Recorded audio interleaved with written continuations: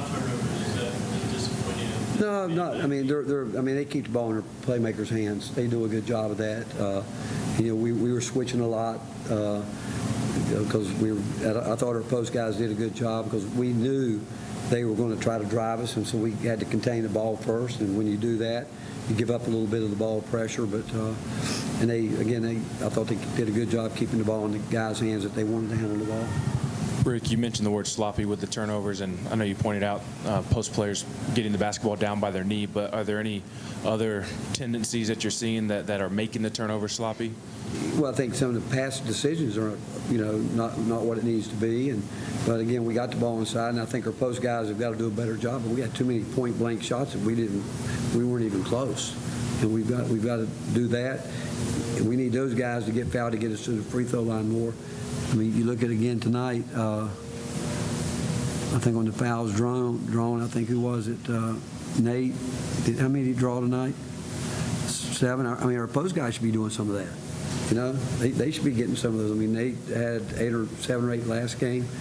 We need our post guys on those to get fouled or give us a better result. So Ron, Mike, Ryan. Coach, I know it's just one game, but you've seen enough from Troy and Dwayne yet? Are they going to? They're in there. They're going to be in there. They're going to be in there because they've earned it. And again, the more they play, the better they're going to get. And everybody, we got a chance to have the depth that we want. But if you just think you're going to play, it won't happen. It won't happen. And some of the older guys, I thought they've got to be better than they were tonight in terms of coming in. Doing what we need to do. Ethan's just got to slow down. He's really playing, trying to do too much offensively, but again, he'll get there. Rick, offensively, what did you like about what JP gave you, especially early when things were a little bit slow? And then Bishop, 8 rebounds. What do you like? I thought Bishop came out again, had his mindset right defensively, and he's done that. He's been the most consistent guy, really.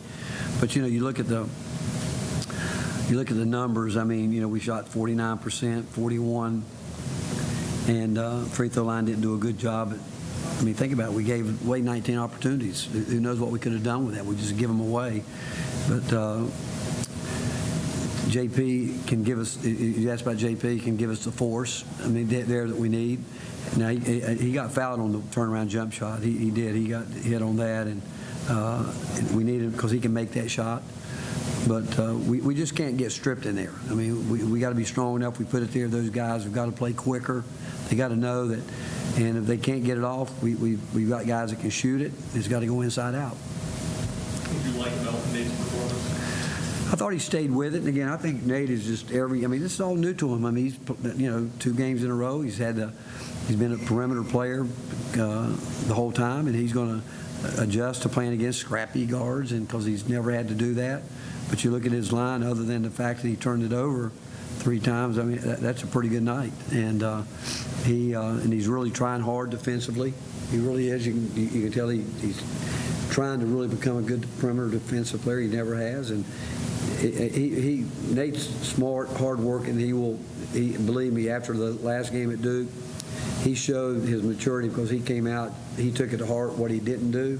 And he's got to get somewhere in between, because I thought tonight he had a chance to shoot a couple more threes that he didn't. Last game he tried to do too much, and that's where you'll see his improvement. He'll know more where his shots are coming from and when he needs to shoot it. But I thought he really was into the game mentally.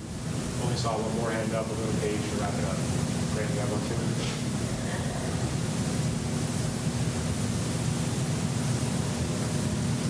Building off the question with Nate, did you see that maybe he had a different level of aggressiveness or physicality late in the second half, like when he was driving to the basket and took the contact there?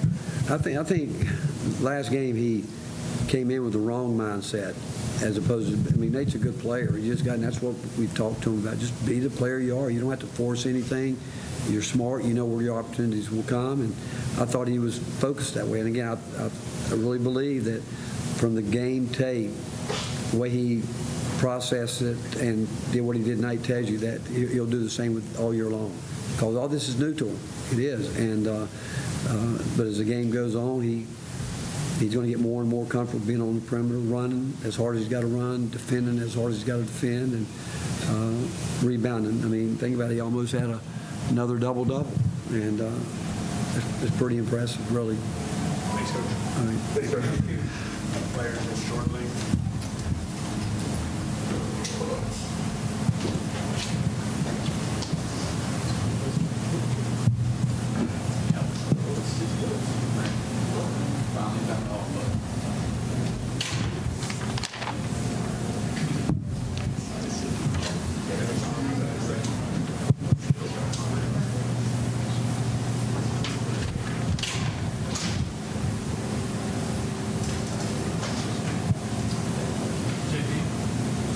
Nate and JP.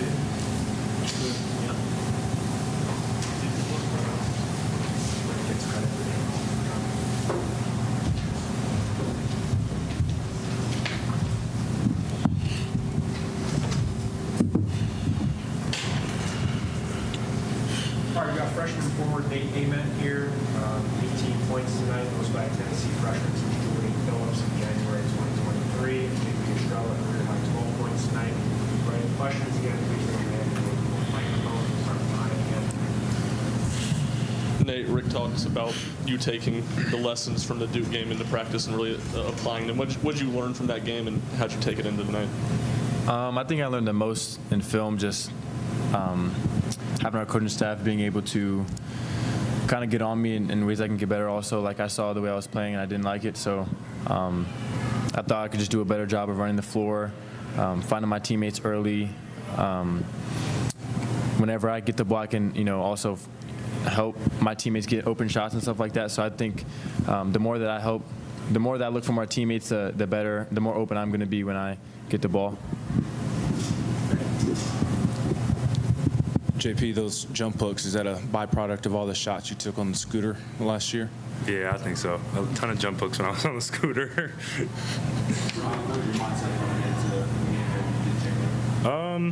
Just play really hard on defense, run up and down the floor. I mean, our game plan was, just to run the bigs. That was the tallest dude they had. The next dude was I think 6'8". Our game plan was just to try to run the whole game, and I think we did a pretty good job at that.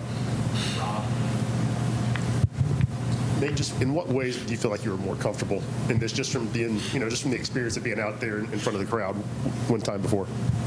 I think when I, put my trust in my teammates and my coaching staff, what we do every day in practice, and then ultimately just, being present with those other four guys on the court, then the game just comes to me. When I start playing a little bit selfish or trying to force the issue, then that's when I get myself into trouble. So for me, I'm just trying to, help my teammates and help myself be the best team we can be. JP, was there a point in the offseason where you saw that Dwayne was going to be a guy that could be in the rotation and produce for this team? Oh, definitely. Dwayne came in, and he came in offensively, great job. Defensively, does a really good job. He does a really good job of rebounding, too. He shows it every day in practice, so I'm really not surprised that when it comes to game time, he does the exact same thing that he was doing in practice that he's doing in the games. Ryan and Gage. JP, what do you guys need to do to clean up the turnovers? I think we just got to be more smart. I think we got to slow down a little bit. I feel like there was times where they sped us up, and that's what got us into turnovers. I just feel like we just got sped up, so I feel like we just got to slow down a little bit, take our time, and just really think about it. JP, what did you like about Troy Henderson coming off the bench and giving you guys a couple of cool trays? Oh, I loved it. T-Roy, he brings energy every day in practice. So I was so excited when he came in, checked in, made 2 threes. After he made the first one, I was looking at him, let's go T-Roy. I was just super excited for him. He just brought a ton of energy bringing into the game. JP, Rick obviously wasn't happy after the Duke game about the rebounding, but you all rebounded better tonight. Just what do you think of the effort on the glass tonight, kind of bouncing back from the Duke game? I think we did a great job on the rebounding. I feel like in practice we've been doing a lot of the bubble drill. I feel like that's been benefiting us a lot. As much as it sucks in practice, I really feel like it's been helping us a lot when it comes to game time now. Nate, obviously you've known Troy for longer than anyone on the team. What about him is the same now to when you played with him in AAU, and what kind of areas has he improved over the last year and a half or so?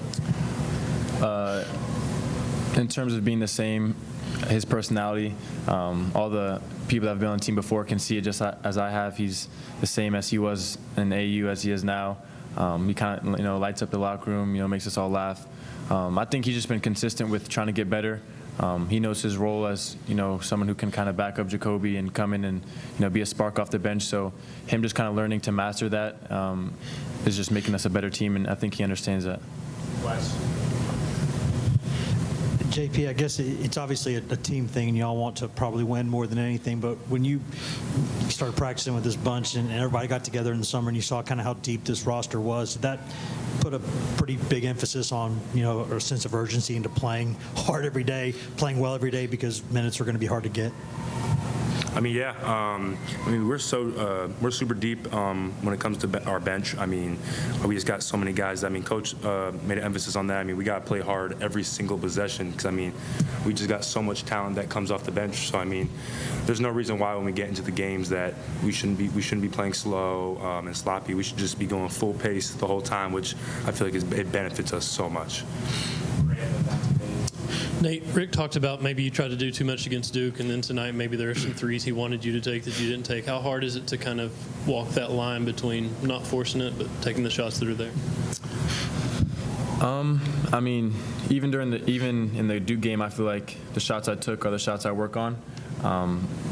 And tonight, I think my mindset was kind of just playing the team game, trying to play with my teammates, and I feel like it's better for a coach to tell you to be more aggressive than for him to tell you to lay off it a little bit. So for me, I'm just going to try to make the best plays possible and continue to work on my game, but also stick to the things I know I work on. JP, I think it was your voice in the second half when you were telling Bishop to shoot the corner three. Can you describe kind of that relationship you have with him and then just the growth you've seen from him over the summer? Yeah, me and Bishop have been super close since he's gotten here as my guy. Whenever he has a chance to shoot it, I'm going to tell him to shoot it every single time. He's a great shooter, and it benefits us as a team when he's getting wide open shots like that and when he's knocking them down. So, anytime there's an opportunity, we're going to give him the ball every single time. Anything else? All right, thanks, everyone. Thanks, guys. Thank you.